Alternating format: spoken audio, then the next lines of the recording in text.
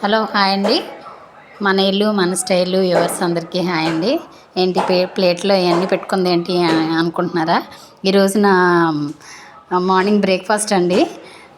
ఈ sweet corns, తర్వాత కొమ్ము శనగలు, తర్వాత ఒక హోల్ ఎగ్ తీసుకుంటున్నాను. తర్వాత ఒక చపాతీలోకి చిన్న చికెన్ పచ్చడితో తీసుకుంటున్నానండి. ఏంటి రోజు జ్యూస్ చూపిస్తానన్నారు కదా, ఏంటి అనుకుంటున్నారా? యాక్చువల్గా పప్పాయి జ్యూస్ కంటే ఫ్రూట్సే బాగుంటుంది కదన్నా, అందుకనే నేను ఫ్రూట్స్ తీసుకుంటున్నాను ఈరోజు. తర్వాత మధ్యాహ్నం నా రెసిపీ పాలకూర అండి.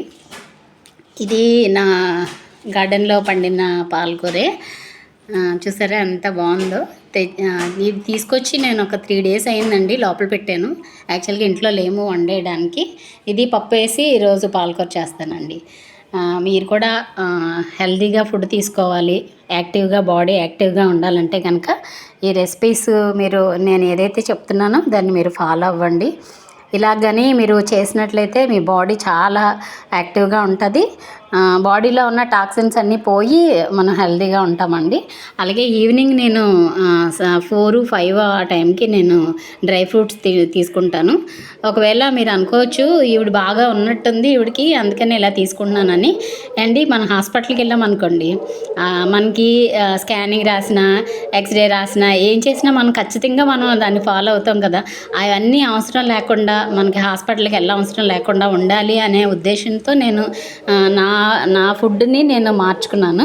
ఈరోజు నేను శనగలు చేశాను కదండి, ఇది స్ప్రౌట్స్ చేసి జస్ట్ బాయిల్ చేశాను. మీకు కావాలంటే సాల్ట్ వేసుకొని చేయండి, లేదంటే మామూలుగా ఎలాగైనా బాయిల్ చేసుకొని తినేయచ్చు. రేపు నా మార్నింగ్ స్నాక్ ఏంటంటే ఈ పెసలండి. పెసల్ని నానబెడతాను. ఇప్పుడు నానబెట్టి రాత్రికి దాన్ని గుడ్డులో కానీ లేదంటే స్ప్రౌట్ బాక్సెస్ ఉంటే అందులో పెడితే కనుక చాలా చక్కగా రేపు మార్నింగ్కి చక్కగా అయిపోతాయి.